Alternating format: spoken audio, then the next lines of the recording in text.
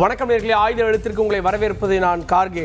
பாஜகவுடன் கூட்டணி அமைத்ததற்கு பிறகு அதிமுகவுடைய செயற்குழு கூட்டம் இன்று கூடியது. இந்த கூட்டத்தில் பல முக்கிய தீர்மானங்கள் நிறைவேற்றப்பட்டிருக்கு. குறிப்பாக திமுக அரசை கண்டித்து சட்டம் ஒழுங்கு விவகாரம், சொத்து வரி உயர்வு, கச்சத்தீவு விவகாரம், இதெல்லாம் திமுக அரசை கண்டித்து தீர்மானங்கள், தேர்தல் வாக்குறுதிகளை நிறைவேற்றலை அப்படின்னு கண்டித்து தீர்மானங்கள் அப்படின்னு பல தீர்மானங்கள், பெரும்பாலான தீர்மானங்கள் திமுக அரசை கண்டித்ததாக இருக்கிறது.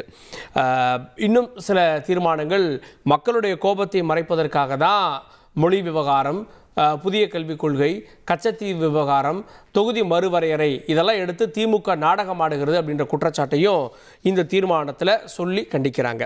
அதே நேரத்தில் பாஜகவோடு கூட்டணி அமைத்ததற்காக முழு ஆதரவை இந்த செயற்குழு தெரிவிக்கிறது என்றும், புதிதாக ஒரு மெகா கூட்டணியை, ஒத்த கருத்துடைய கட்சிகளை கொண்ட மெகா கூட்டணியை அமைக்க இருக்கக்கூடிய பணியில் இபிஎஸ்க்கு பாராட்டையும் இந்த தீர்மானம் தெரிவிக்கிறது. ஒருபுறம் திமுகவுக்கு கண்டனம், மறுபுறம் மெகா கூட்டணிக்கான வாய்ப்பு அப்படின்ற ரெண்டு பார்வையுமே இந்த செயற்குழு மூலமாக கிடைக்கிறது. இரண்டையும் விவாதிக்க இருக்கிறோம். அதிமுக செயற்குழு 2026 பலன் தருமா இபிஎஸ் வியூகம் விவாதிக்கிறோம். சிறப்பு விருந்தினர்களோடு நம்முடைய தமிழ் மாநில காங்கிரஸ் கட்சியிலிருந்து திரு மனோகர் பாஷா அவர்கள் நிகழ்ச்சிக்கு அவரை வரவேற்கிறேன். அரசியல் விமர்சகர் திரு புதுக்கோட்டை சீனிவாசன் அவரையும் நிகழ்ச்சிக்கு வரவேற்கிறேன். காங்கிரஸ் கட்சியினுடைய மாநில துணைத் தலைவர் திரு இதாயதுல்லா அவரையும் நிகழ்ச்சிக்கு வரவேற்கிறேன். நான் மற்ற விஷயங்களுக்கு போகிறதுக்கு முன்னாடி, திரு இதாயதுல்லா, மெகா கூட்டணிக்கான ஒரு வியூகம் இருக்குது, அதை நோக்கி அதிமுக பயணிக்குது அப்படின்றத இந்த தீர்மானங்கள் உங்களுக்கு சொல்லலையா? அவங்க கட்சி அதிமுக மெகா கூட்டணியோ மகா கூட்டணியோ அல்ல, கடந்த 3-4 தேர்தலில் வெற்றி வாய்ப்பை இழந்து தோற்ற அந்த கூட்டணியோ, இவையெல்லாம் காலம்தான் பதில் சொல்லணும். மக்கள் தான் எஜமானர்கள். ஏன்னா தோல்வியை மறைப்பதற்கு எதைனாலும் பேசலாம், அதுக்கு அவங்களுக்கு உரிமை இருக்குது. அதிமுகங்கிறது ஒரு எதிர்கட்சி. இன்றைக்கு அந்த எதிர்கட்சி எந்த நிலையில் கொஞ்சம் கொஞ்சமாக கபலீகரம் பண்ணப்பட்டு வருகிறது என்பது பாஜகவால் என்பதை மக்கள் பார்த்து கொண்டிருக்கிறார்கள். ஷிண்டேவுடைய கட்சி, இன்றைக்கி முதல்வராக இருந்த ஷிண்டே என்னாச்சு? இல்லை.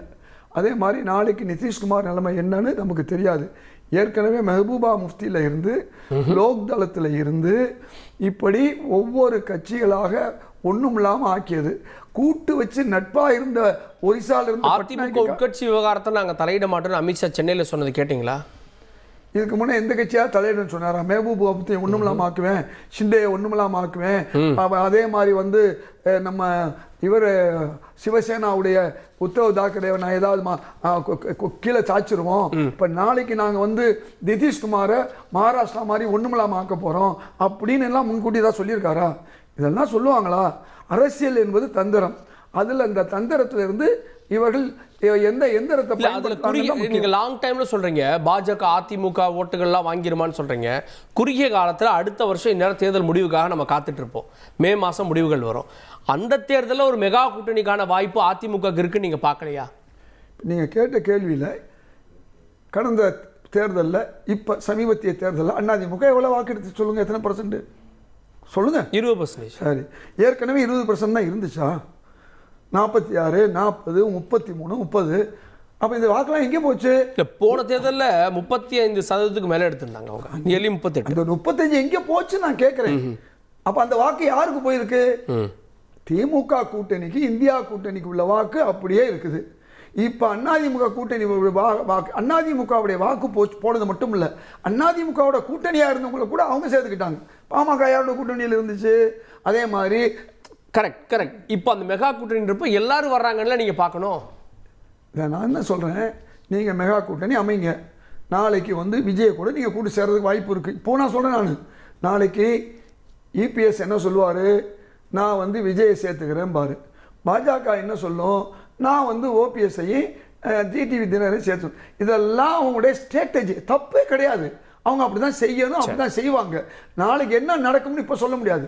திமுக சுதாரிக்கணும், இந்த ஆட்சி தொடர்ந்து இருக்கணும்னு நம்ம நினைச்சோம்னா சில விஷயங்களை நாம் செய்யணுங்கிறது ரொம்ப முக்கியம். அதில் நான் மாற்று கருத்தே கிடையாது. ஏன்னா எதிர்கட்சியாக தான் இருப்பாங்க, பாஜகவோடையும் சேருவாங்க, எல்லா கட்சியோடையும் சேரக்கூடிய முயற்சி எடுப்பாங்க. ஆனால் திமுகவுடைய ஆட்சி இன்னைக்கு தொடரும்னு சொன்னால் திமுகவும் கொஞ்சம் கவனமாக இருக்கணும். அது என்னங்கிறத நான் அடுத்த சுற்றுல உங்களுக்கு சொல்கிறேன். கேட்போம். மற்ற விருந்தினர்களும் இணைந்திருக்கிறார்கள். பத்திரிகையாளர் திரு கார்த்திகேயன் இணைந்திருக்கிற நிகழ்ச்சிக்கு அவரை வரவேற்கிறேன். நான் திரு முனவர் பாஷா அவர்கள்ட்ட ஒரு மெகா கூட்டணிக்கான வியூகம் அப்படின்னு இந்த செயற்குழு சில சமிக்கையில் சொல்லுது. யார் மெகா கூட்டணிக்கு வருவா? பாஜக கூட்டணியில் இருக்கக்கூடிய கட்சிகள். பாமக இன்னும் முடிவை சொல்லலை. தேமுதிக அடுத்த வருஷம் சொல்கிறோன்றாங்க. சீமான் தனித்து அப்படின்றாரு. தாவேகா பாஜகவோட கூட்டணியில் இருக்கவங்களோட இல்லைன்றாரு. யார் மெகா கூட்டணி? சார், அரசியலில் நிரந்தர நண்பர்களும் கிடையாது, நிரந்தர விரோதிகளும் கிடையாது.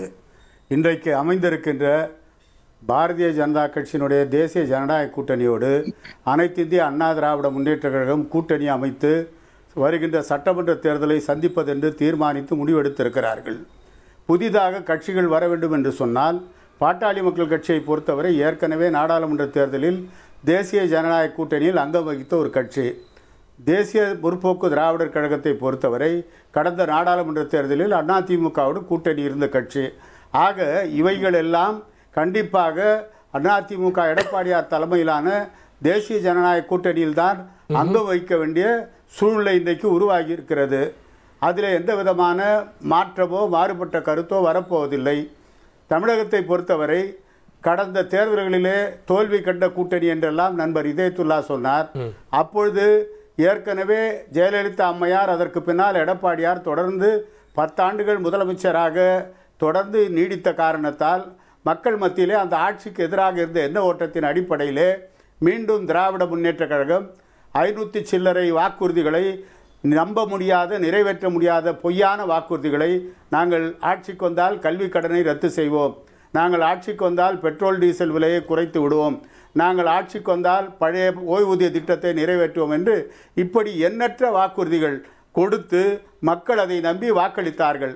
ஆனால் இன்றைக்கு கடந்த 4.5 ஆண்டுகளாக திராவிட முன்னேற்ற கழக ஆட்சி எந்த அளவுக்கு மக்களுக்கு விரோதமான சொத்து வரி உயர்வு, குடிநீர் வரி உயர்வு, பத்திரப்பதிவு கட்டண உயர்வு, இப்படி ஏராளமான சுமைகளை மக்கள் மீதியில் சுமத்திவிட்டு நாங்கள் 1000 ரூபாய் மகளிருக்கு தருகிறோம், நாங்கள் 1000 ரூபாய் மாணவர்களுக்கு தருகிறோம் என்றெல்லாம் சொன்னால் நீங்கள் அது கொடுக்காமலே மதுக்கடைகளை மூடுங்கள். மதுக்கடைகளை மூடுவதன் மூலமாக இந்த வருமானம் மிச்சப்பட்டு அந்த குடும்பம் நிச்சயமாக மகிழ்ச்சியாக இருக்க முடியும். ஆக இவர்களை பொறுத்தவரை மதுக்கடைகளையும் திறந்துவிட்டு அதிலே பாட்டிலுக்கு 10 ரூபாய் அதிகமாக வைத்து விற்று அதன் மூலம் சம்பாதித்துக் கொண்டிருக்கின்ற இந்த காரியத்தை செய்து கொண்டிருக்கிறார்கள். 2003 என்னமோ திரும்ப வந்து கொண்டு வந்தாங்க சார். நீங்க இந்த திமுக அரசு கொண்டு வந்த மாதிரி சொல்றீங்க சார். நான் என்ன சொல்றேன், திமுக அரசு தொடர்ந்து இல்ல, நீங்க மாற்றம் அந்த ஆட்சி தவறு செய்துதானே சார் உங்களை உட்கார வச்சாங்க. இப்ப நாளைக்கு அதிமுக வந்தா மதுக்கடையை இல்ல சார், அதிமுக ஆட்சி வந்தா மதுக்கடையை மூடிடும்ன்றீங்களா என்ன சார்? நான் என்ன சொல்றேன், இது மாதிரி பாட்டிலுக்கு 10 ரூபாய், பாட்டிலுக்கு 20 ரூபாய் இது மாதிரி வசூல் பண்ணி கொடுப்பதற்கு ஒரு அரசாங்கம் இருக்கிறது என்று சொன்னால், நான் சொல்றேன், நீங்க மது விற்பனை பண்றீங்க, வரும்போது என்ன சொன்னீங்க, நாங்கள் மதுக்கடைகளை கொஞ்சம் கொஞ்சமாக குறைத்து மதுவிலக்கை அமுல்படுத்துவதற்கான முயற்சியில் ஈடுபடுவோம்னு சொன்னீங்க. எத்தனை கடையை மூடி இருக்கீங்க? எலைட் பார்களை திறந்து இன்னும் அதிகமாக குடிக்கக்கூடிய ஒரு சமுதாயத்தை தான் தமிழகத்தில் நீங்கள் உருவாக்கி கொண்டிருக்கிறீர்கள் தொடர்ந்து. ஆனால் இன்றைக்கு இப்படிப்பட்ட மக்கள் விரோத செயல்கள் இந்த ஆட்சியிலே நடந்து கொண்டிருக்கிறது என்பதை நாட்டு மக்கள் புரிந்திருக்கிறார்கள். விடியாத இந்த திமுக அரசுக்கு வீட்டுக்கு அனுப்ப வேண்டும் என்பதிலே தமிழகத்து மக்கள் உறுதியாக இருக்கிறார்கள். இங்க சொல்றது, நீங்க இந்த பாமக தேமுதிகவெல்லாம் சொன்னீங்க, இந்த பாமக எல்லாரையும் உள்ளடக்கிய கூட்டணி தானே 21ல தோற்கடித்தது திமுக. இப்ப இவங்கெல்லாம் வந்துட்டா வந்து வெற்றி வியூகமாக நம்பராது மாறிடுமா சார்? 21ல தேர்தல் களம் என்பது 10 ஆண்டுகளாக தொடர்ந்து ஜெயலலிதா, அவருக்கு பின்னால் எடப்பாடியார் ஆட்சியில் இருந்த காரணத்தால் மக்கள் எப்பொழுதுமே ஆளுங்கட்சிக்கு எதிரான ஒரு எண்ண ஓட்டத்துக்கு வருவார்கள். அந்த அடிப்படையிலே திமுக ஆட்சிக்கு வந்தது. எதிர்கட்சியாக இன்னும் சொல்ல போனால் 72 சட்டமன்ற தொகுதிகளை அதிமுக கூட்டணி வெற்றி பெற்று இந்த அளவுக்கு வரக்கூடிய வாய்ப்பை அன்றைக்கு உருவானது. ஆனால் அதே நேரத்தில் இந்த 5 ஆண்டுகளில் மக்கள் இந்த ஆட்சியின் மீது மிகப்பெரிய அதிருப்தியில் இருக்கிறார்கள். இன்னும் சொல்ல போனால் நண்பர் இதயத்துல்லா அவர்கள் ஏதோ இந்த கூட்டணி பாரதிய ஜனதாவோடு சேர்ந்தால் கட்சிகள் எல்லாம் காணாமல் போய்விடும் என்று சொல்லுகிறார். அவர் கூட்டணி சேர்ந்திருக்கின்ற திராவிட முன்னேற்ற கழகம் சட்டமன்றத்திலே சட்டமன்ற உறுப்பினரும் தமிழக காங்கிரஸ் தலைவருமான செல்வ பெருந்தகை சொல்லுகிறார், நீட் தேர்வை நாங்கள் கொண்டு வந்தோம் என்று நிரூபித்தால் என்னுடைய பதவியை நான் ராஜினாமா செய்ய தயார் என்று சொன்னவுடனே திமுகவினுடைய அவை முன்னவர் துரைமுருகன் அவர்கள் நீங்கள் ராஜினாமா செய்து விடுங்கள் என்று சொல்லுகிறார். என்றால் நீட் தேர்வை கொண்டு வந்தது காங்கிரஸ் தலைமையிலான ஆட்சி என்பதை மறைமுகமாக துரைமுருகன் ஒப்புக்கொண்டு அதற்காக செல்வ பெருந்தகை ராஜினாமா செய்ய வேண்டும் என்று சட்டமன்றத்திலே சொல்லுகிறார். சட்டமன்ற அவை குறிப்பிலே அது ஏறி இருக்கிறது. ஆக இவர்களுடைய கூட்டணியினுடைய ஒற்றுமை எந்த அளவுக்கு இருக்கிறது என்பதை இன்னும் நான் நெருங்க யாரெல்லாம் அந்த கூட்டணியிலிருந்து வெளியே வரப்போகிறார் என்பதை பொறுத்திருந்து பார்ப்போம். முனவர் பாஷா அவர்களுக்கு மக்கள் பதில் சொல்லுவாங்க, என்னென்னமோ சொல்லிட்டு வந்தாரு. ஒரே ஒரு விஷயம்தான், இந்த நீட்டை நாங்க கொண்டு வரல. எந்த நீட்டை? இன்னைக்கு நடக்கக்கூடிய அநியாய நீட்டை எப்படி அநியாயம் இல்ல சார், இந்த நீட்டை கொண்டு வரலன்னா நாங்க சொல்லி கொடுக்கிறேன். நான் சொல்லவே இல்லையே சார். நான் என்ன சொல்றது, எந்த மாநிலங்கள் நீட்டை விரும்பவில்லையோ அந்த மாநிலங்களில் நீட்டு தேவையில்லைன்னு சொன்னதுனாலதான் 2014 வரை நீட்டு கிடையாது. ஏன் அம்மையார் ஜெயலலிதா இருக்க வரை 2014 கிடையாது. இந்த நீட்டை கொண்டு வந்தது இன்றைய அதிமுகவுடைய தலைவர் எடப்பாடி பழனிசாமி. என்ன நடந்துச்சு? நீட்டு என்னைக்குமே இல்ல. ஒரே சொன்னாங்க, எந்த மாநிலம் விரும்பவில்லையோ அந்த மாநிலத்தில் ராஜினாமா செய்ய சொன்னார். நீங்க ரெண்டு பேரும் எதுக்காக செல்வ விஷயம் துரைமுருகன் ராஜினாமா செய்ய சொன்னார்? நீங்க எதிர்த்து பேசுறீங்களா இல்லையா? நாங்க கொண்டு வரல வாதம் பண்ணிருக்கோம் இல்லை. இந்த ஜிஎஸ்டிக்கும் காங்கிரஸுக்கும் இந்த செல்வ பெருந்தகை ராஜினாமா செய்ய துரைமுருகன் சொல்றாரு. அப்போ இந்த நீட்டை கொண்டு வந்தது நீங்க தான் துரைமுருகன் ஒத்துக்கிறாரு. சரி, துரைமுருகன் ஒத்துக்கிறாரு. இத கேப்போம். நான் திரு புதுக்கோட்டை சீனிவாசன் செயற்குழு அப்படின்றது வந்து தேர்தல் ஆணையத்தில் எத்தனை முறை கூடியது அப்படின்ற விவரங்களை கொடுக்கணும். அதை தாண்டி பொதுவாக அதிமுக செயற்குழு அப்படின்னா திமுகவை கண்டித்து தீர்மானங்கள் இருக்கும். அப்போ இது ஒரு வழக்கமான சம்பிரதாய கூட்டமாக பார்க்கணுமா? உலகமெல்லாம் புகழ் பரப்பும் தந்தி தொலைக்காட்சி ஆயுத எழுத்து நெறியாளர் அவைக்கும் பார்வையாளருக்கும் பணிவான வணக்கம் சார். அதாவது அதிமுக தன்னுடைய தலைமையிலான தேசிய ஜனநாயக கூட்டணி வெற்றி பதிவு செய்யப்பட்டது என்கின்ற ஒரு சங்கநாதத்தை இன்றைய நிகழ்ச்சி அரங்கேற்றி இருக்கிறது. ஆனா அதை பார்க்கல. சில பேருக்கு வயிறு எரியுது. என்ன காரணம்னா, இன்னைக்கு திமுக காங்கிரஸ் கூட்டணி மக்கள் விரோத கூட்டணின்னு மக்கள் முடிவு செஞ்சுட்டாங்க. அதை வீழ்த்தணும், வீட்டுக்கு அனுப்பணுங்கிறதுல எந்த விதமான மாற்று கருத்து மக்கள்கிட்ட இல்லை. அதிமுக தலைமையிலான தேசிய ஜனநாயக கூட்டணி வலிமை பெற்றுச்சு அப்படிங்கிறத இவங்களால பொறுத்துக்க முடியல. இன்னைக்கு அதாவது திமுக ஆட்சியினுடைய தீய சக்தியான அந்த திமுகவை எப்படி வீட்டுக்கு அனுப்பணுங்கிற அந்த கள வியூகத்தை வந்து அதிமுக அமைச்சுக்கிட்டு இருக்குது. அதற்கான இப்ப நீங்க பாஜக அதிமுக அந்த கடந்த காலங்களில் தமிழ்நாட்டிற்கு என்னென்ன நன்மைகள் ஏற்பட்டிருக்குங்கிறதா இன்னைக்கு ரொம்ப முக்கியமான செய்தி. நடந்தாய் வாழி காவேரி வைகை குண்டாறு, அவினாசி அத்திக்கடவு, எல்லாம் பாதுகாக்கப்பட்ட வேளாண் மண்டலம், இப்படி பாஜக அதிமுக இணக்கத்தோடு இருந்து தமிழகத்திற்கு பெற்றுக் கொடுத்திருக்கிற மக்கள் உரிமைகள். அப்ப திமுக காங்கிரஸ் கூட்டணி இருக்கிறதையும் கோட்டை விட்டுட்டு இன்னைக்கு வந்து ஒரு பொய் மாயாஜாலத்தை காட்டுறாங்க. அண்ணன் இதயத்துல்லா சொல்றாரு, என்னென்னமோ சொல்றாரு. அப்ப அந்த கூட்டணி மக்களால் நிராகரிக்கப்பட்ட கூட்டணி. அது நீங்க எத்தனை பொய்ய சொல்லுவீங்க? இல்ல சார், நிராகரிக்கப்பட்ட கூட்டணின்னு எந்த அடிப்படையில சொல்றீங்க? 2016 அதாவது 13க்கு அப்புறம் பிரிஞ்சாங்க, 16ல் நின்னாங்க, 16ல் நின்னாங்க, 19ல் நின்னாங்க, அடுத்தடுத்த தேர்தல்களில் தொடர்ந்து கூட்டணியில் இருக்காங்க. எப்படி நிராகரிக்கப்பட்ட கூட்டணின்றீங்க சார்? கட்டுக்கதைகள், பொய், ஏமாற்று, அத்தனை வித்தையும் காமிச்சாங்க. நாடாளுமன்ற தேர்தலில் பாஜகவை எதிர்த்து களம் கண்டது ஒரு தனித்தன்மையோட அதிமுக களத்துல நின்னுச்சு. அப்ப எதிர்த்தும் களமாட முடியும், கூட்டணியிலையும் களமாட முடியும்ன்றத அதிமுக ஒவ்வொரு தேர்தலையும் மக்கள்கிட்ட வந்து அதை ஆசை பெற்றுக்கிட்டே இருக்குது. திமுக கூட்டணி அப்படியா? நீங்க தொடர்ந்து பல்வேறு பொய்ஜாலம், மாயாஜாலம், வித்தையெல்லாம் காமிச்சீங்க. நீட்டுக்கு ரகசியம் எல்லாம் சொன்னீங்க. எந்த வாக்குறுதிய 525 வாக்குறுதியில எந்த தரப்பு மக்களை இந்த திமுக அரசு நல்வழிப்படுத்தி இருக்கு, நன்மைகளை செஞ்சிருக்குன்னு மரியாதைக்குரிய அண்ணன் இதயத்துள்ள நீங்க பதிவு செய்யணும். இன்றைக்கு ஆசிரியர்களை ஏமாத்துறீங்க, ஊதிய முரண்பாடுகளை களைகிறேன்னு சொன்னீங்க, செஞ்சிட்டீங்களா? இன்னைக்கு மக்களுக்கு எத்தனை வாக்குறுதிகளை கொடுத்தீங்க? இன்னைக்கு சொத்து வரி உயர்வுல இருந்து இன்னைக்கு எல்லா வரிகளும் விலைவாசியை ஏற்றி வச்சுட்டு மக்களை சொல்லனா துயரத்துல ஆழ்த்திட்டு திமுக கூட்டணி மறுபடியும் வரும்னா அது எப்படி சார்? இன்றைக்கு தள்ளாடும் தமிழகம், இன்றைக்கு போதை பஸ்ஸுகளால் சட்டம் ஒழுங்கு என்ன நிலையில இருக்குது சார்? கீழ் நிலையில இருக்கிற மக்கள் கவனிச்சுக்கிட்டு இருக்கிறாங்க. இந்த ஆட்சி நமக்கு என்ன செஞ்சிச்சு அப்படின்னு மக்கள் யோசிப்பாங்களா இல்லையா? மரியாதை அதுல மகளிர் பேருந்துகளோ 1000 ரூபாய் கொடுக்கிறதோ, மாணவர்களுக்கான காலை உணவோ, இல்லம் தேடி கல்வியோ, மருத்துவம் இதெல்லாம் வராதா? உங்க ஆட்சியில பண்ண சாதனை மட்டும் சொல்றீங்க.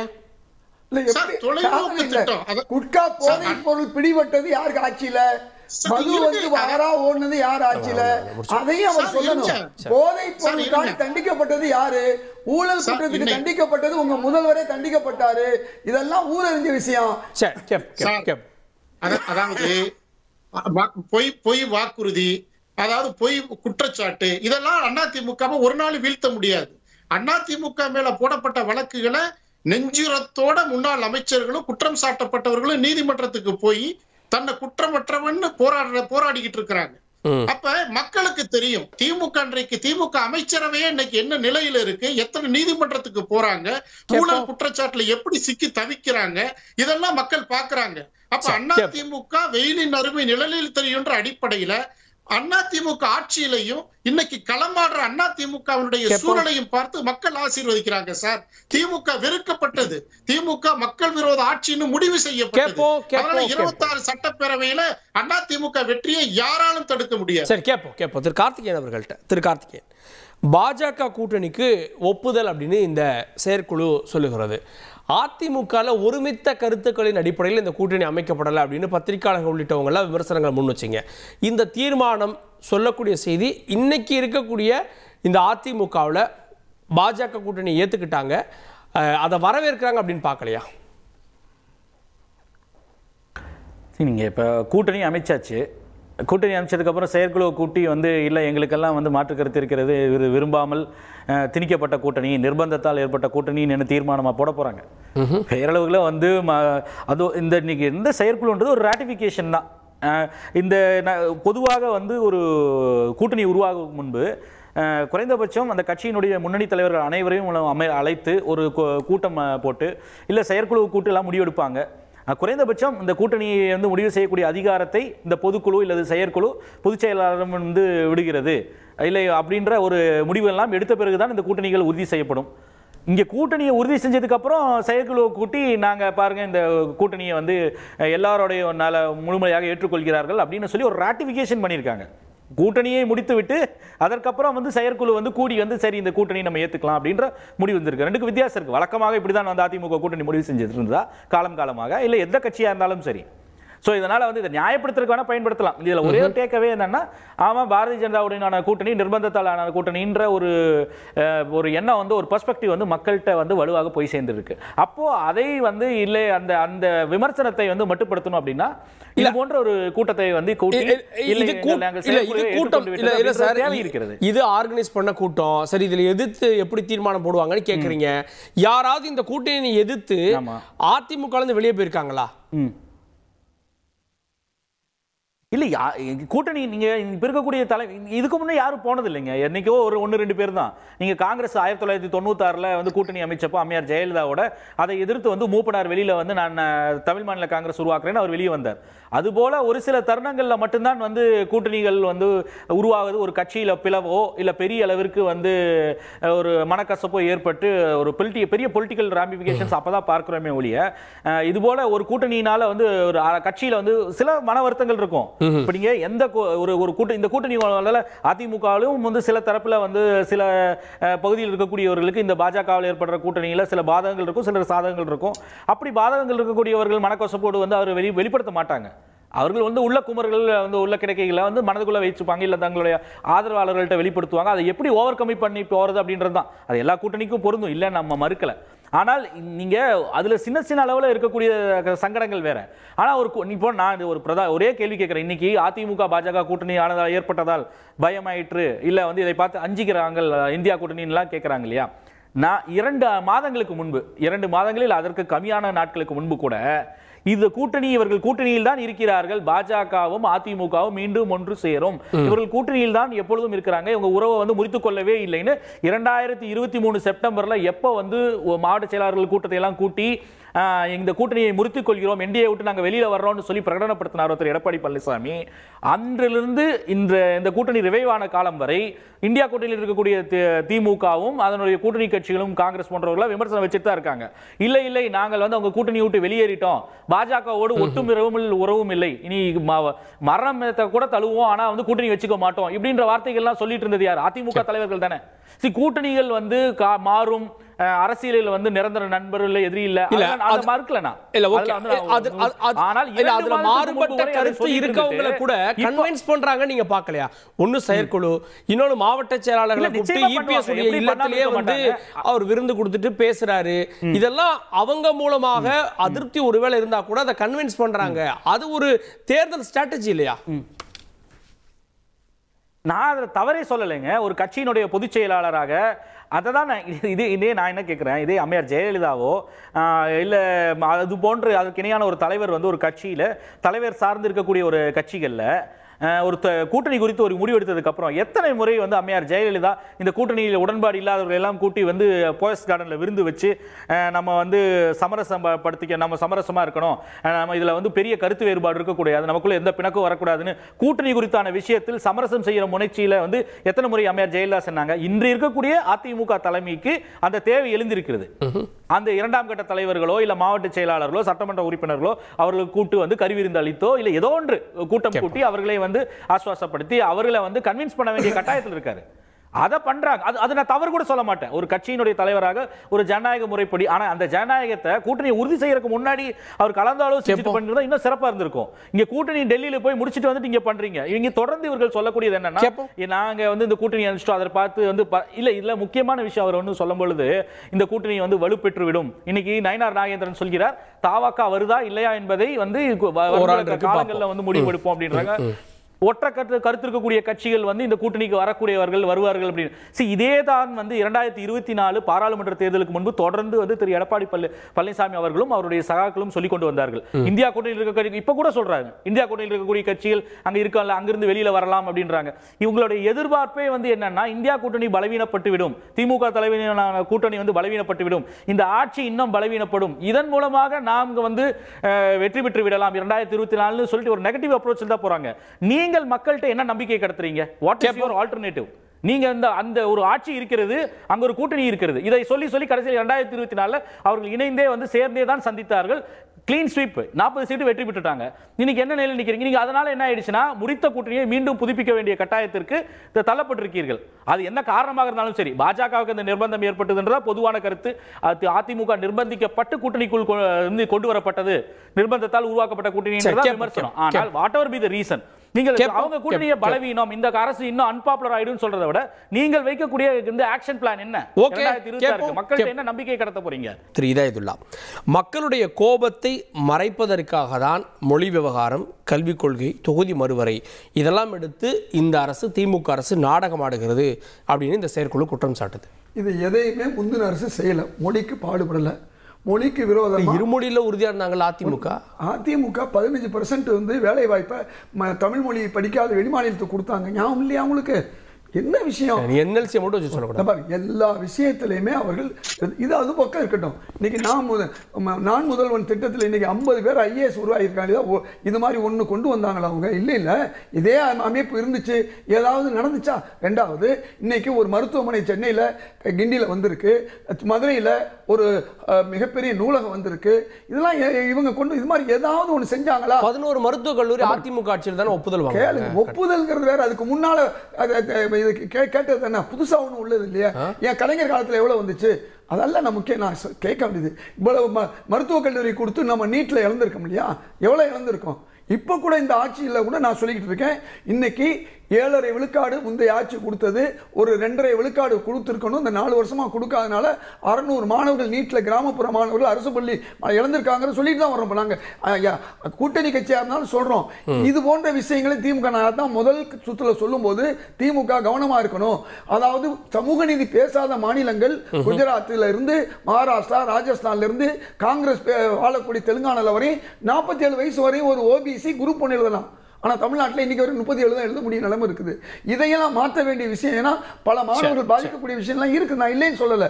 இந்த திமுக அரசு நல்ல காரியம் பல செஞ்சிருக்கு. 1000 ரூபா கொடுத்ததா இருக்கட்டும், மகளிருக்கு வந்து பஸ் பயணம் கொடுத்ததா இருக்கட்டும், இப்படி பல்வேறு நல்ல காரியங்களை செய்திருக்கு. இது அவர்களை காப்பாற்றும். இருந்தாலும் இந்த அரசு கவனமாக இருக்குன்னு சொன்னது முனவர் பாஸ் அவர் சொன்ன மாதிரி சொத்து வரி விஷயத்தில் நம்ம சொல்லித்தாகணும்.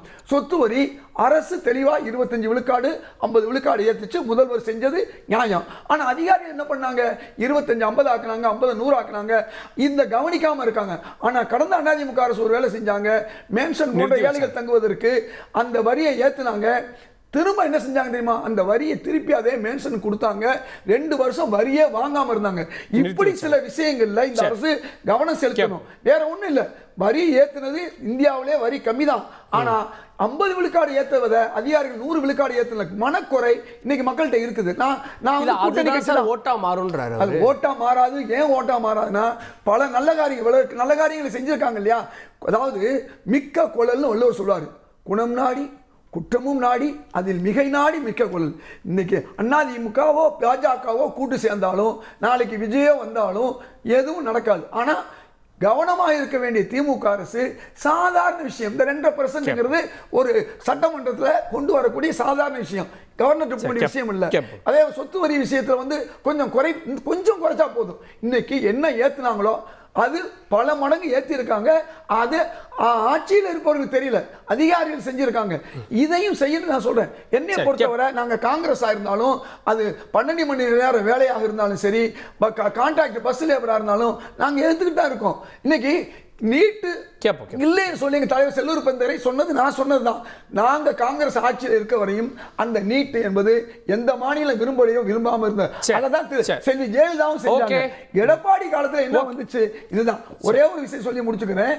இந்த இருட்டில் திருட்டுன்னு சொல்லுவாங்க, ஆனால் பகல்லே உருட்டு செய்யக்கூடிய ஒரு அற்புதமான மனிதரும் நம்முடைய பழனிசாமி அவர்கள். என்ன சொன்னாங்க, டெல்லிக்கு போகும்போது அதிமுக அலுவலகத்தை பார்க்க போறேன்னு சொன்னாங்க. யாருக்குமே சொல்லாம பார்த்து அந்த கூட்டணியை முடிச்சிட்டாங்க. முடிச்சிட்டு வந்து இன்னைக்கு வந்து ரட்டிபிகேஷன் பண்ண மாதிரி பண்ணியிருக்காங்களே, இதெல்லாம் மக்களுக்கு தெரியாதா? மக்கள் அதிமுக என்ன சாதனை பண்ணியிருக்கு, திமுக என்ன சாதனை பண்ணியிருக்கு, ரெண்டையும் சீர்தூக்கி பார்த்தாங்கன்னா இன்னைக்கு மீண்டும் திமுக வரத்தான் செய்யும். அது மாற்று கருத்தே கிடையாது. ஆனா கொஞ்சம் கவனமா இருக்கணும். சின்ன சின்ன விஷயங்கள்ல இந்த திமுகவுடைய ஆட்சி கவனமா இருக்கணும். அதிகாரி சொல்களை மட்டும் கேட்க கூடாதுங்கிறது இந்த நேரத்தில் குறிப்பிடுகிறேன். முனவர் பாஷா, தாவேகா போன்ற கட்சிகள் வந்து வரும் அப்படின்ற மாதிரியான ஒரு நம்பிக்கையை பாஜக தரப்புல இருந்து வருது அப்படின்னு நம்ம புரிஞ்சுக்கலாமா? அவங்க எப்படி வருவாங்க பாஜக இருக்கிறப்போ அப்படின்ற கேள்வி இல்லை சார்? அதாவதுங்க, பண்டாரம் பரதேசின்னு சொன்ன கலைஞர் அவர்கள், ஜெயலலிதா அம்மையார் அதிமுக வாஜ்பாய் கொடுத்த ஆதரவை விலக்கி கொண்டு வெளியே வந்தவுடன் பண்டாரம் பரதேசிகள் அறிவாளிகளாகிவிட்டார்கள். அவரை தேடி சென்று அந்த ஆட்சியிலே அமைச்சரவையில் கூட அங்கம் வகித்தார் திராவிட முன்னேற்ற கழகம். அதை போலவே காங்கிரஸ் கட்சியோடு கூட்டணியில் இருந்த டாக்டர் கலைஞர் அவர்கள் கூடா நட்பு கேடாய் முடியும் என்று சொல்லி ஐக்கிய முற்போக்கு கூட்டணியில் இருந்து வெளியே வந்து இன்று வரை அந்த கூட்டணி தொடர்ந்து கொண்டிருக்கிறது. நண்பர் கார்த்திகேயன் கேட்கிறார், பாஜகவோடு கூட்டு இல்லை என்று சொன்னவர்கள் எப்படி போய் சேரலாம் என்றால், காங்கிரஸோடு திமுக சேர்ந்ததைப் போல, பாரதிய ஜனதா கட்சியோடு திமுக சேர்ந்ததைப் போல அதிமுக தேசிய ஜனநாயக கூட்டணியோடு சேர்வதிலே எந்த விதமான தவறும் இல்லை. அதை போலவே திராவிட முன்னேற்ற கழக எதிர்ப்பு உணர்வு பாரதிய ஜனதா கட்சி இல்லை சார். நீங்கள் சேர்ந்ததை பற்றி விமர்சிக்கிறீங்க. அதான் பிரிஞ்சவங்க போய் கூட்டணி அமைக்கிறதுக்கு முன்னாடி ஒப்புதல் வாங்கிட்டு அப்புறம் கூட்டணி அமைப்பாங்க. இங்க கூட்டணி அமைச்சிட்டு வந்து ஒப்புதல் வாங்குறாங்க சார். அது அவங்க கட்சியினுடைய நடைமுறை சார். அவங்க வந்து ரெண்டாவது மிரட்டி இல்லை நிர்பந்தப்படுத்தி சேர்க்க வேண்டிய அவசியம் பாரதிய ஜனதாக்கு இல்லை. நீங்க அது பாராளுமன்ற தேர்தலின் போது அப்படி ஒரு கூட்டணியை உருவாக்கி இருந்தால் நம்முடைய மரியாதைக்குரிய மோடி பிரதமர் ஆவதற்காக அதிமுக நாடாளுமன்ற உறுப்பினர்களை பெற வேண்டும் என்ற நோக்கத்தோடு நம்முடைய பாரதிய ஜனதா கட்சி நிர்பந்தப்படுத்தி இந்த கூட்டணியை உருவாக்கினார்கள் என்று சொல்லலாம். நடக்க போது சட்டமன்ற தேர்தல். இதில் எடப்பாடியார் தான் முதலமைச்சராக வரப்போகிறார். அதனால் பாரதிய ஜனதா கட்சி நிர்பந்திக்க வேண்டிய அவசியமில்லை. ஏனென்று சொன்னால் இன்றைக்கு நடக்கின்ற இந்த தேர்தல் என்பது தமிழகத்தில் இருக்கின்ற மக்கள் விரோத என்ன சார் கேரண்டி அப்படின்னு ஒத்துக்கிட்டார். சொத்து என்னங்க? ஹலோ, முதலமைச்சர் திரு எடப்பாடி பழனிசாமி தான் அப்படின்றதுக்கு என்ன கேரண்டி இருக்கு சார்? இப்படிதான் வந்து ஷிண்டே தான் வந்து வருவாரு அப்படின்ற மாதிரி ஷிண்டே முதலமைச்சரா இருந்தார். 4 மாசம் கழிச்சு கடைசியில வந்து பட்னவிஸ் முதலமைச்சர் அமைட்டு ஷிண்டே கீழ இறக்கலையா? நம்பர் வேற. இங்க பிக் பார்ட்னர் அதிமுக இல்ல. இந்திய அரசியலிலே சார், இந்திய அரசியலிலே இப்போ நீங்க ஷிண்டே இது மாதிரி நிதிஷ்குமார் இவங்களை பத்திலாம் சொல்றீங்கல்ல, இதுக்கெல்லாம் முன் உதாரணமே டாக்டர் கலைஞர் தான். முஸ்லீம் லீக் உங்க கூட வரலன்னா லத்தீஃபை கொண்டு வந்து முஸ்லீம் லீக்கை உடைச்சு தேசிய லீக் உருவாக்குவார். கம்யூனிஸ்ட் வரலன்னா மணலி கந்தசாமி வச்சு இன்னொரு கம்யூனிஸ்டை உருவாக்கி அவர் தன்னுடைய கூட்டணியில் வச்சிருப்பாரு. அதனால இன்னைக்கு தமிழ்நாட்டை பொறுத்தவரை எடப்பாடியார் தலைமையிலே கூட்டணி அமைக்கப்பட்டிருக்கிறது. எடப்பாடியார் வைத்திருக்கிறோம் சார். உடைக்க மாட்டாங்க சார், அது திமுகவினுடைய பழக்கம் சார். இப்போ திருமாவளவன் வந்து தொடர்ந்து 2017 பிப்ரவரியிலையும் சரி, 2017 ஆகஸ்ட்ல மீண்டும் சேர்ந்தப்பவும் சரி, அந்த கூட்டணியை வந்து அதிமுக கட்சியை உடைச்சது யாரு? அதிமுக என்ற கட்சியை மீண்டும் வந்து ஒன்று சேர சொல்லி ராஜ்பவன்ல சேர்த்து வச்சது யாரு? அதிமுக என்ற கட்சியை சேர்த்தது மோடியினுடைய தலைமையிலான பாரதிய ஜனதா. அன்னைக்கு தான் ஓபிஎஸ் வந்து உடைச்சது யாரு? உடைச்சது அவங்க தானே உடைச்சாங்க. தர்ம யுத்தம் நான் அவங்க சொல்லி தானே நடத்துறேன்னு சொல்லி அவரே ஒத்துக்கிட்டாரு சார். ஓபிஎஸ் தான் வெளிப்படையாவே ஒத்துக்கிட்டாரு. அவர் வந்து தர்ம யுத்தம் நடத்தி அவரு தனக்கு இழைக்கப்பட்ட அநீதிக்காக அவர் தர்ம யுத்தம் நடத்தினாரு. அது யார் சொல்லி நான் தர்ம யுத்தம் நடத்தினேன் அங்க போய் உட்காருங்க? தர்ம யுத்தம் யார் சார் நடத்த சொன்னது? சார் அவர் தன்னுடைய உரிமை பாஜக சொல்லி தானே சார் அவர் செஞ்சாரு. அதுல வந்து எங்களுக்கு சார் நீங்க எல்லாத்துக்கும் பாரதிய ஜனதா பூலோகமே இருண்டா மாதிரி உங்களுக்கு இது நான் சொல்லல. 2023 கூட்டணியை நீங்க 2023 கூட்டணியை உடைச்சதுக்கு அப்புறம் 2023 செப்டம்பர்ல உங்களுக்கு மரியாதை கொடுத்து நானும் பேசுறேன். நீங்க இப்படி பேசுறீங்க, நீங்க பாஜக முட்டு கொடுக்கிறது உங்க வேலையா இருக்கலாம். எனக்கு அது தேவையில்லை. ஆனா நான் சொல்றேன், நவம்பர் 2023 கூட்டணி முடிச்சதுக்கு அப்புறம் இன்னைக்கு நான் சொன்ன விஷயங்களை எல்லாம் சொன்னது அதிமுக தலைவர்கள். நான் சொல்லல. பாடுபட்டாரு. நீங்க வந்து அதிமுக பாஜக சேர்ந்தா திமுக ஆட்சிக்கு ஆபத்துன்னு பயந்து இப்படி எல்லாம் பேசுறீங்க. இல்ல சார், நீங்க நான் சொல்லவே இல்லையே. இல்ல கூட்டணியில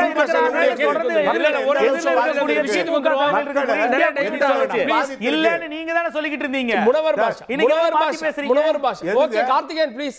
திரு முனவர் பாஷா, தாவேகா வரும் அப்படின்றதுக்கான சமிக்கை நம்பிக்கை என்ன இருக்கு? கார்கே அவர் வந்து அவருக்கு சொல்ற கருத்துக்கு விமர்சனம் பேசலாம், உள்நோக்க கற்பிக்க கூடாது. நான் சொல்றது என்னோட கருத்து கூட விட்டுறீங்க. நான் சொல்றது 2023 நவம்பர்ல கூட்டணி முடிஞ்சதுக்கு அப்புறம் இன்னைக்கு நான் பேசுற கருத்துக்களை வந்து சொன்னது வந்து கருத்துக்களுக்கு நோ கற்பிக்க கூடாது. ப்ளீஸ் உங்களுக்கு பேசுறதுக்கு கருத்து இல்லைன்னா பேசாம இருங்க. திரு பாஷா அவர்களே, நீங்க ஓகே ரெண்டு பேரும் விட்டுங்க. நான் சொன்னது அதிமுக தலைவர்கள் ப்ளீஸ் நவம்பர் 2023 நான் திரு புதுக்கோட்டை சீனிவாசன் வெளியில் இருக்கக்கூடிய கட்சிகள், அதாவது 4 முனை போட்டியா இன்னைக்கு அளவுல இது 4 முனை போட்டியா இருக்கு. இப்படி 4 முனை போட்டியா இருந்தா ஆன்டி கம்பன்சி ஓட்டு வந்து 3 சதவீதம் அதிமுக ஒன்று போகும், தாவேகா ஒன்று போகும், நாம் தமிழருக்கு ஒன்று போகும், மேபி இன்னும் சில சுயேட்சைகள் இருந்தால் அங்கெல்லாம் போகும். இது அதிமுகவுக்கு மட்டும்தான் வரும் அப்படின்றதுக்கு என்ன காரணம் சார்? அதுக்கு முன்னாடி அதாவது தமிழர் தந்தை சீபா ஆதித்தனார் தினத்தந்தி பத்திரிகையை ஒரு போர் கேடயமா வச்சுட்டு, அதாவது தமிழுக்காக தொண்டாற்றிய அந்த தலைவர் வாழ்ந்த இந்த நாட்டுல அது பேர் கொண்ட அந்த தொலைக்காட்சியில உட்கார்ந்துட்டு எவ்வளவு ஒரு துணிச்சு இல்ல விஷயத்துக்கு இல்ல திரு புதுக்கோட்டை சீனிவாசன் அதெல்லாம் பேச இங்க விஷயத்துக்கு வாங்க. இல்ல அத சொல்லிடுறேன். அந்த துணிச்சலோட இதயதுல்லா சொல்றாரு பாருங்க, இந்த கருத்தை மொழிக்கு காங்கிரஸ் கவலைப்படுறது எவ்வளவு பெரிய ஒரு லாஜிக் பாருங்க. இத மக்கள் பார்த்துட்டு இருக்கிறாங்க. அதுக்கு முன்னாடி அண்ணன் கார்த்திகேயன் சார்ட்ட ஒரு செய்தி என்னன்னா, இந்த கேரண்டி வாரண்டி எல்லாம் நீங்க ஒரு நாளாவது ஒரே நிமிஷம் நான் பேசிடுறேன், நீங்க பதில் சொல்லுங்க, நான் பேசிடுறேன். கார்த்திகேயன் சார்ட்ட இந்த கேரண்டி வாரண்டி எல்லாம் திமுக காங்கிரஸ் கூட்டணியில என்னைக்காவது நீங்க வச்சிருக்கீங்களா? முட்டு கொடுக்கறது யாருன்னு அவரை போய் கேட்கிறீங்க சார். அதாவது ஒரே ஒரு செய்தி, சாதாரண எடப்பாடி பழனிசாமி ஒரு பாமரன், ஒரு விவசாயி, புரட்சி தலைவி அம்மாவினுடைய பாதையில் அதிமுகவுடைய பொதுச் செயலாளர். அப்ப ஒரு வியூகம் எப்படி அமைக்கணும், எப்படி வெற்றியை கொண்டு வரணும்ன்றதுக்கு இன்றைக்கு நெறியாளர் கேட்டீங்க பாருங்க. சில கூட்டணிகளுடைய வாக்கு சதவிகிதம் இன்றைக்கு யதார்த்தமான நிலைகளை நினைச்சு பாக்குறப்ப திமுகவுக்கு எதிரான கட்சிகளுடைய இசைவு நிச்சயமா 26 சட்டப்பேரவைக்கு அதிமுகவினுடைய ஒரு துணையா வரும், கூட்டணி அமைக்கும். அதனாலதான் அதிமுக தைரியமா சொல்லுது மெகா கூட்டணி அமைப்போன்னு. அதற்கு காரணம் என்னன்னா, மக்களுடைய சக்தி இன்றைக்கு அதிமுகவினுக்கு ஒரு மிகப்பெரிய ஒரு உறுதுணையா இருக்குது. திமுகவினுடைய மக்கள் விரோத போக்கு இன்றைக்கு மக்கள் வெறுக்க தொடங்கி புது பிளேயர்ஸ் த்ரெட் இல்லையா சார்? சார் நான் என்ன கேட்கிறேன், புது பிளேயர்ஸ், புதிதாக கட்சி தொடங்கி இருப்பவர்கள், அவங்க யாரு வாக்குகளை வாங்க போறாங்க அப்படின்னு தெரியல, அவங்க த்ரெட் இல்லையா உங்களுக்கு சார்? அதாவது வலிமையான ஒரு இயக்கம், அந்த வலிமையான இயக்கம் தொடர்ந்து அம்மாவினுடைய இயக்கம், புரட்சி தலைவருடைய இயக்கம், இன்றைக்கு அண்ணன் எடப்பாடியாருடைய தலைமையில அதிமுக இன்றைக்கு வலுப்படுத்துறது மட்டும் இல்ல, வலிமையோட இருக்கிற ஒரு கட்சி. அப்ப புதிய கட்சிகள் எங்களுக்கு சவாலே கிடையாது. அது பூரா திமுக வாக்குகளை அறுவடை செய்யும். அதிமுகவுக்கு எந்த பாதிப்பும் கிடையாது. இன்னும் சொல்ல போனா இந்த 26 சட்டப்பேரவை தேர்தல்ல திமுகவுடைய வாக்கு வலிமை சரியுமே தவிர அதிமுகவிற்கு வெற்றியை தரும். இதுல எந்த விதம், இதுதான் வியூகம். வியூகம் என்பது அதிமுக தலைமையிலான தேசிய ஜனநாயக கூட்டணி அமைக்க போற வியூகம் தான் ஒரு முக்கியமான சப்ஜெக்ட் இது 26. அதனால திமுகவினுடைய எந்த விதமான கனவும் பழிக்காது, கற்பனை நிலைக்காது. அண்ணன் கார்த்திகேயன் சார் உட்கார்ந்துட்டு என்ன வேணாலும் சொல்லலாம். பாஜக நீங்க ஓபிஎஸ் போயிட்டாரு, அவர் போயிட்டாரு, இவர் போயிட்டாரு, தர்ம யுத்தம் நீங்க நடத்துனீங்க, அதெல்லாம் நடத்துனாங்க. அதிமுகவுக்கு சம்பந்தம் இல்லாம அதிமுகவால் நீக்கப்பட்டு வெளியில போனவங்களை பத்தி இந்த நேரத்துல நீங்க ஏன் சார் கவலைப்படுறீங்க? அதிமுக தலைமையில இருக்குது. நீங்க வருத்தப்பட வேணாம். நீங்க வருத்தப்பட வேண்டியது திமுக கூட்டணியை வாக்கு சரிய போகுது அப்படி நீங்க வருத்தப்படுங்க. அதிமுக வலிமையோடு இருக்கிறது, மக்கள் சக்தி ஆறுதலோடு இருக்கிறது. அதனால வர்ற சட்டப்பேரவை தேர்தல் அதிமுக கூட்டணி மிகப்பெரிய வெற்றியை பெறும். ஓகே கேட்போம். நான் திரு கார்த்திகேயன் இந்த ஓட் பர்சன்டேஜ் 24 தேர்தலுடைய ஓட் பர்சன்டேஜ் ஒரு செய்தியை சொல்லலையா? நாடாளுமன்ற தேர்தலில் பாஜக அதிமுக 2 பேரும் தனித்தனியாக வாங்கின ஓட்டுகளை சேர்த்தா ஒரு 10 தொகுதியில் வெற்றி வருது அப்படின்ற இடத்துல தான் இந்த கூட்டணியே உருவாகுது. அதோட இன்னும் சில பிளேயர்ஸ் 21 இருந்த மாதிரியான கட்சிகள்லாம் வர்றாங்க அப்படின்றப்போ ஆன்டி இன்கம்பன்சி இதெல்லாம் சேர்த்தா அவங்களுக்கு ஒரு பெரிய வாய்ப்பு இருக்குதா நீங்க பார்க்கலையா? நிச்சயமா ஒரு வலுவான ஒரு கூட்டணி உருவாகிறது. இன்னும் எதிரில் இருக்கக்கூடிய ஒரு அணிக்கு ஒரு சவால் தான் ஒரு தேர்தல் களத்தில், அதில் எந்த சந்தேகமும் இல்லை. ஆனால் அது எது போன்ற ஒரு கூட்டணியாக நீங்கள் உருவாக்குறீங்கன்றது தான் இப்போ கேள்வி. இப்போ நான் சொல்லலைங்க, இந்த கட்சியை உடைச்சது தர்ம யுத்தருக்கு சொன்னதுன்றதெல்லாம் இதெல்லாம் ஏன் கருத்தை சொல்லலை. 2023 நவம்பரில் கூட்டணியை உடைச்சு அதிமுக வெளியே வந்ததுக்கப்புறம் அவர்கள் வைத்த குற்றச்சாட்டு இதெல்லாம் இல்லை. அதற்கு முன்பு அதிமுக வைத்த விமர்சனம்னு இந்த பிஜேபி தான் உடைச்சதுன்னு சொன்னதெல்லாம் அதிமுக தலைவர்கள். இப்போ ஏதோ நான் சொன்னது போல அங்கே இருக்கக்கூடிய 2 நபர்களும் பேசிக்கிட்டு இருக்காங்க. அந்த கருத்துக்களை நான் சொல்ல கிடையாது. அதிமுக தலைவர்களோட கருத்துக்கள் தான் நான் மீண்டும் அதை ரீகால் பண்றேன். நான் அதை அதே போல இப்போ இதே விஷயம் சொல்றாங்கல்ல, நான் அதிமுக ஜெயிச்சானா திமுக ஜெயிச்சா 26ல் எனக்கு என்ன? நீங்க இப்போ இருக்கக்கூடிய கூட்டணி எந்த நிலையில இருக்கு, அதே போல பாஜகவோட கூட்டணியே கிடையாது அப்படின்ற வார்த்தைகள் செத்தாலும் கூட்டணி கிடையாதுன்னு நான் சொல்லலைங்க. 2 மாசத்துக்கு முன்னாடி சொன்னது அதிமுக தலைவர்கள் தொடர்ந்து எங்களை பத்தி இது மாதிரி தவறான பிரச்சாரத்தில் ஈடுபடுகிறார்கள் திமுகவினர் அப்படின்னு சொல்லி, நாங்க மதசார்பற்ற அணி நாங்கள் தான், உண்மையான மதசார்பற்ற அணி நாங்க தான் என்று பாஜகவோடு ஒட்டும் இல்லை உறவும் இல்லை என்ற வார்த்தைகளை சொன்னது பாஜக கிடையாது, நான் கிடையாது, இல்ல திமுக கூட சொல்லல. அதை சொன்னது அதிமுகவினுடைய முன்னணி தலைவர்கள் இன்க்ளூட் இன்க்ளூடிங் பொதுச் செயலாளர் திரு எடப்பாடி பழனிசாமி அவர்கள். அப்ப ஒரு மாதத்தில் அதை மாறும் பொழுது இந்த கூட்டணி மாறுறது தப்பா சரியான்னு நான் சொல்ல, நீங்க அவர்களே எது சொல்லாங்களே, வழக்கமாக அரசியல்வாதிகளுக்கு அது எல்லா கட்சிகளுக்குமே பொருந்தும். நிரந்தர நண்பரும் கிடையாது எதிரியும் கிடையாதுன்ற அந்த ஒரு விஷயத்தை சொல்லி வந்து ஒரு புள்ளியில் இணையணும்னு நினைப்பாங்க. அதுல வந்து நான் அது அவங்க இணைந்த அணி இளையாட்டி என்ன மக்கள் வந்து தீர்மானிப்பார்கள். இந்த அணி வெற்றி பெறுமா அந்த அணி வெற்றி பெறுமா அப்படின்றத 2024 மக்கள் தீர்மானிக்கட்டும். ஆனால் நான் வைக்கக்கூடிய விமர்சனம் என்பது உங்களுடைய பேச்சுக்கள் அடிப்படையில் தானே வருது. 2 மாசத்துக்கு முன்னாடி நீங்க வந்து இவர்களோடு செத்தாலும் உறவில்லை அப்படின்னு சொல்லிட்டு, இல்லை நீங்கள் ரகசிய கூட்டணி இன்னும் வைத்துக் கொண்டிருக்கிறீர்கள் பாஜகவோடு அப்படின்னு அதிமுக எதிரில் இருக்கக்கூடிய திமுக அணி வைக்கும் பொழுது இல்லைன்னு அதை மறுதளிச்சுட்டு இன்னைக்கு கூட்டணி வச்சுட்டு எங்களை பார்த்து அந்த விமர்சனத்தை தாண்டிட்டு அவங்களுக்கு கை மேல பலன் இருக்குன்னு நீங்க பாக்கலையா? இந்த நம்பர்ஸை கேக்குறேன். நிச்சயமாக ஒரு கூட்டணியாக இல்ல கார்கே, நிச்சயமாக ஒரு கூட்டணியாக அது பாஜக அதிமுக விஜய் வருகிறாரோ இல்லையோ, இந்த கூட்டணியாக அவர்கள் சந்திக்கும் போது ஒரு தனியாக பிரிந்திருக்கக்கூடிய கட்சியை விட ஒரு கூட்டணியாக சேர்ந்து வரும்பொழுது அவர்களுக்கு இருக்கக்கூடிய அதிகார பலம் இல்ல அவர்களுக்கு இருக்கக்கூடிய கேடர் பேஸ் அந்த அந்த புள்ளியில வந்து பாத்தீங்கன்னா நிச்சயமாக இப்ப இருப்பதை விட ஒரு பலம் சேர்க்கும். ஆனால் அதற்கான நான் வந்து இந்த என்னோட அனுமானத்தை கூட விட்டுருங்க, இல்ல கணிப்பை விட்டுருங்க. ஆனால் பாஜகவோடு சேர்ந்ததால எங்களுக்கு இழப்பு தான் ஜாஸ்தி என்று ஆருடங்களையோ இல்ல அந்த கணிப்புகளையோ இல்ல அந்த அனாலிசிஸ் சொன்னது அதிமுக தானே. ஜெயக்குமார் தானே சொன்னார், நான் வழக்கமாக 40,000 ஓட்டுகள் வாங்கக்கூடியவன் வந்து பாஜகவோட கூட்டணி வைத்ததால் இழந்ததுன்னு சொன்னது அவர்தான். திரு சி வி சண்முகம் பேசியது, திரு கே பி முனுசாமி பாஜகவோட கூட்டு வச்சது செக்குலர் ஓட்டுகளுக்கு போகுதுன்ற வார்த்தை அவர் தானே சொல்றாரு. சரி, ஓகே ஓகே, நான் திரும்ப இல்ல யார் கூட்டணி வச்சா எனக்கு என்னங்க, நானா வந்து சொன்னேன். சரி, ஓகே, நான் சொல்றேன். நீங்க திரு முனைவர் பாஷா அவர்களே ஓகே சொல்லி போய் கூட்டு வச்சாரு. நட்பு கேடாய் முடியும் சொன்னாரு. அதனால நான் சொல்றேன், நீங்க கூட்டணி வைப்பதை பத்தி எனக்கு கூட்டணி வைப்பதுல வந்து தவறு கிடையாதுங்க. ஆனா நீங்க வந்து ஒரு மாசத்துக்கு முன்னாடி பேசிட்டு இப்ப போய் ஓட்டு கேட்டா யார் ஓட்டு போடுறாரு? 2021 ஓகே ஓகே இல்ல நான் ஓட்டு இல்லங்க, நான் இத மட்டும் சொல்லிடுறேன் கார்கி, இத மட்டும் நான் இல்ல கார்கி, இத மட்டும் நான் சொல்லிடுறேன். அதுதான் மக்கள் இல்ல அதெல்லாம் நான் இதுக்கு மட்டும் பதில் சொல்லிடுறேன். 21 இதே தவறை தான் அதிமுக பாஜக செஞ்சாங்க. கடைசி வரை வந்து அவர்கள் வந்து 2019க்கு அப்புறம் இல்ல 19லயும் இதே நடந்தது, 21லயும் இதே தான். கடைசி வரை அவர்களுக்குள்ள ஒரு முரண். 2019ல பெரிய படுதோல்வி பாராளுமன்ற தேர்தல் அடைந்ததுக்கு அப்புறம் ஒரே ஒரு சீட்டு வெற்றி பெற்றாங்க தேனியில. அதற்கப்புறம் வந்து பரஸ்பரம் 2 தரப்புலையும் வந்து மாறி மாறி குற்றச்சாட்டுகள் வைத்துட்டு கடைசியில தேர்தல் நெருங்கும் வேளையில இல்லைன்னா வந்து ஒரு 6 மாதங்களுக்கு முன்பு போய் கூட்டணி வச்சு சட்டமன்ற தேர்தலை சந்தித்தப்போ பெரிய வந்து ஒரு பின்னடைவை சந்திச்சாங்க. நீங்க இதே போலதான் இப்பவும் போய் வந்து நீங்க என்ன ஒரு முன்னாடி பண்றீங்க, ஆனா தொடர்ந்து வந்து உங்களுக்குள்ள பரஸ்பரம் வந்து தோல்விக்கு காரணம் இந்த கட்சி அந்த கட்சி தான் மாற்றி மாற்றி குற்றச்சாட்டு வைக்கிறீங்க. ஓராண்டுக்கு முன்னாடி சரி, ஓகே, நம்ம அதற்காக நீங்க எடுத்துக்கொள்ற காலம் சரி. ஆனால் என்ன நம்பிக்கை ஒரே நிமிஷம் திரும்ப ஒரே வரி இறுதி கருத்து எல்லாத்தையும் ப்ளீஸ் நேரம் ப்ளீஸ் ஒரே வரி. அதிமுக பலவீனப்படுத்தின விஷயத்துல அது தர்ம யுத்தமா இருக்கலாம், தினகரன் அப்புறப்படுத்தினா இருக்கலாம். இன்னைக்கு அவரோட சோளிங்கர்ல ஒரு வேட்பாளர் இன்னைக்கு அறிவிச்சிட்டாரு. இதெல்லாம் எதுக்கு சொல்ல வரேன்னு சொன்னா, இது மர்ம யுத்தமா, இது தர்ம யுத்தம்.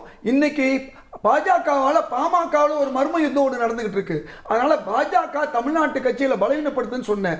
2வது சீனிவாசன் சொன்னாரு, திமுகவுடைய கூட்டணியில 53 விழுக்காடுங்கிறது 47 போனா கூட 47 கீழே சரிஞ்சிருக்கு. நான் இல்லைங்கல, சென்னையிலேயே ஒவ்வொரு நாடாளுமன்ற தொகுதியிலையும் 1 லட்சம் வாக்கள் சரிஞ்சிருக்கு. அதனாலதான் திமுக இன்னும் கவனமா இருக்குன்னு சொல்றேன். 47 விழுக்காட்டு கிட்ட இவங்க 2 பேர் வந்தாங்களா, 2 பேர் சேர்ந்தாங்கன்னா காம்பினேஷன் என்ன ஆகும்?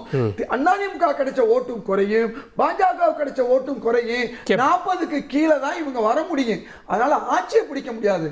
நான் இப்ப சொல்றதெல்லாம் 96 வரையும் ஆட்சி சிறந்த 96ல இருந்து 2001 வரை திமுக கலைஞர் ஆட்சி சிறந்த ஆட்சி. ஆனா ஒரு கூட்டணினால அவர் இறக்கினாரு. அதே மாதிரி 2006ல இருந்து 2011 வரை திமுக ஒரு சிறந்த ஆட்சி நடந்துச்சு. காமராஜருக்கு பின்னால நான் சொல்லக்கூடிய ஆட்சி. அந்த ஆட்சி இருந்தும் கூட கூட்டணியால ஒரு பின்னடைவு சொல்றீங்க. ஆனா இந்த ஆட்சி இந்த ஆட்சி சிறப்பா நடக்குது, எல்லாம் நல்லது செய்யுது. இருந்தாலும் கூட கவனமாக இருக்கு. ஓகே, முனோர் பாஷா இறுதி கருத்து. ஓகே, கூட்டணி வந்தால் கொஞ்சம் பிரச்சனை. முனோர் பாஷா ஒரே ஒரு இறுதி கருத்து. முனோர் பாஷா சார், இந்த கூட்டணியை பொறுத்தவரை எந்த விதமான பிரச்சனையும் இல்லை. ஒரு ஆண்டுக்கு முன்னாலே இந்த கூட்டணி உறுதி செய்யப்பட்டிருக்கிறது. இதற்கான முயற்சிகளை முழுமையாக எடுத்தவர் தமிழ் மாநில காங்கிரஸ் தலைவர் மக்கள் தளபதி ஜி.கே. வாசன் அவர்கள். எனவே இந்த தேர்தலை பொறுத்தவரை திமுக என்ற மக்கள் விரோத சக்தியை ஆட்சியை விட்டு இறக்க வேண்டும் என்பதிலே அதிமுகவும் உறுதியாக இருக்கிறது, பாரதிய ஜனதா கட்சியும் உறுதியாக இருக்கிறது. விஜய் அவர்களுக்கும் அதுதான் நோக்கம். எனவே விஜயை கூட இந்த அணியிலே இணைத்துக் கொள்ள வேண்டும் என்று சொன்னால் தமிழ்நாட்டு அரசியல் கட்சிகள் தமிழகத்து அரசியல் மாநில கட்சிகள் தேசிய கட்சியோடு ஒருங்கிணைந்துதான் அரசியல் தமிழகத்தில் நடத்தி கொண்டிருக்கிறார்கள். அந்த அடிப்படையிலே விஜய் அவர்கள் தேசிய கட்சியோடு இணைந்து பாரதிய ஜனதா கூட்டணியிலே இணைந்து திமுகவை முதலிலே அகற்ற வேண்டும், அதுதான் குறிக்கோள். அந்த குறிக்கோளுக்காக தமிழ் மாநில காங்கிரஸ் இணக்கமான முடிவு எடுக்கும். புதுக்கோட்டை சீனிவாசன். மக்கள் நலனை அடிப்படையாக மட்டுமே கொண்ட கூட்டணி தேசிய ஜனநாயக கூட்டணி. அதிமுக தலைமையில இன்றைக்கு திமுகவை வீழ்த்த வேண்டும், மக்களுக்கு எல்லாம் கிடைக்க வேண்டும் என்ற ஒரு நல்ல நோக்கத்தோடு அமைந்திருக்கிற கூட்டணி.